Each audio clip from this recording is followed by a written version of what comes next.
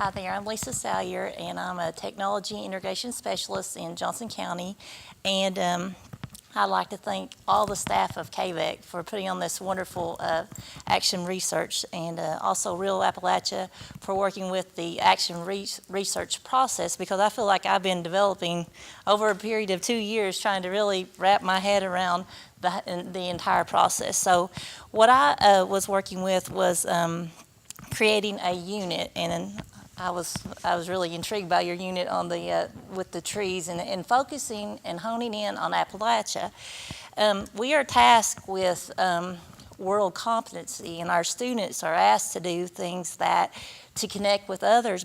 And I felt like until we get a real grasp of our own culture, it's going to be very difficult for our students to understand other cultures and be able to have a conversation with others, and to teach the pride in our area and the rich heritage that we have is, I think, essential. So my problem of practice was will modeling and engaging students in 21st century fluencies as part of daily educational experiences increase student learning and engagement through an Appalachian culture and author unit.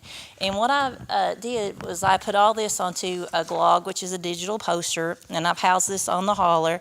I intended for you to be able to scan the code, but when I was copying it, kind of cut it off. But if you want to follow this project, and if you'd like to use some of the resources or replicate it, everything is located here where you would be able to do that. So we have author study and just learning about local traditions of clogging and churning and all those things. The problem was identified through teacher observation. I did a pre-assessment, student surveys. I noticed huge student disengagement. That's been my whole premise for the past 10 years of being an educator and being frustrated because my students aren't engaged. It seems like no matter what I do or what techniques I try, I want to increase that student engagement. So that's the premise of the project. I did a student surveys, understanding our own culture, like I said, in order to understand others, and I used research from leading 21st century educators. The strategy that I used and designed were rubrics and student design rubrics. I used iCurio to build digital folders for the author research. Students used Google Classroom to push out the writing assignment in Google Docs. Did a lot of peer collaboration, Glogster EDU, Voki, peer feedback, so when students are using the Google Docs, they can collaborate with other students in the class. Student surveys. We published our work to the class YouTube channel. They created podcasts. We had a local author visit, which was Brian Oxer, which is a member of our Appalachian Leadership Lab. And we did interviews and student presentations. The unit topics were authors, whittling, clogging. Students got to collaborate with the music teacher to create a dulcimer. We created folk art, bluegrass music. We made churning. We did churning. It was around Christmas time, and we churned butter, and so they could learn how to do that.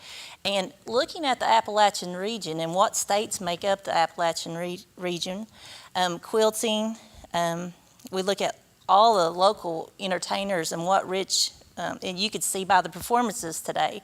I mean, we have so much people who are so successful in our area. And we talked about preserving, and some students were not familiar with canning and things that, it's kind of a lost art. And those are kind of the resources that I use. Some of those are repetitive. The outcomes and measurements. There was an 85% increase in proficiency and distinguished on the post results. I used teacher observations, student surveys, student demonstrated proficiency using various educational tools, student presentations, student blogs, and peer reviews. And my data didn't show up there, but you can see that on the pre-assessment, it just floored me. 100% novice on just our local history and culture, not knowing things about. And then you can see like clogging. They told me it was a stopped up drain, and yes, it is. But when it's used in context, they still, did not know. But on the post-assessment, I have reduced that down to 15% novice. The proficiency was 20%, and distinguished was 65%. So there was an 85% increase, but it was very targeted. I knew what I wanted to accomplish with the unit.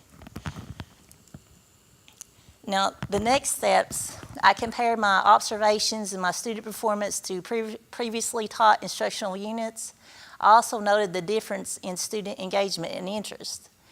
But for quality assurance, what I would do is I will reteach the unit next year in 2 separate classrooms and use the traditional method in one class and the 21st century design in another classroom.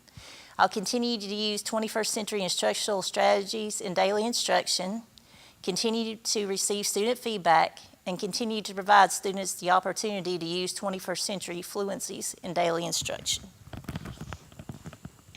And I'm going to try to see if this will work. This is just a kind of a sample of the students' work. Yay.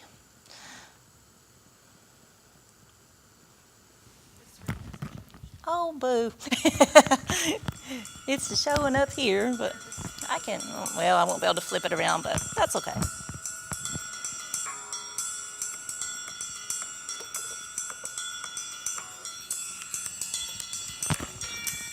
Can you guys see?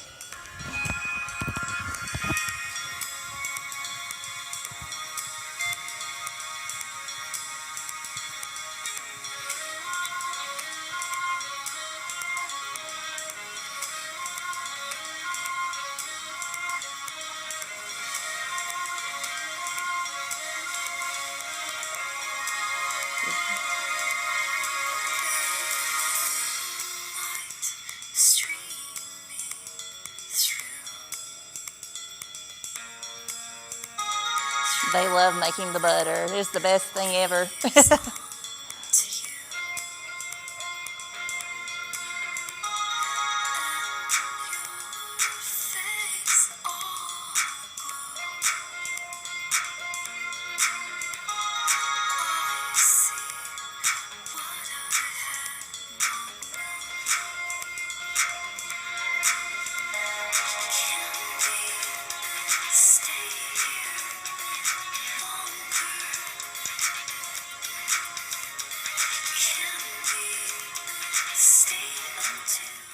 So you can see that's my favorite part, that process in action. So, did you have any questions about anything?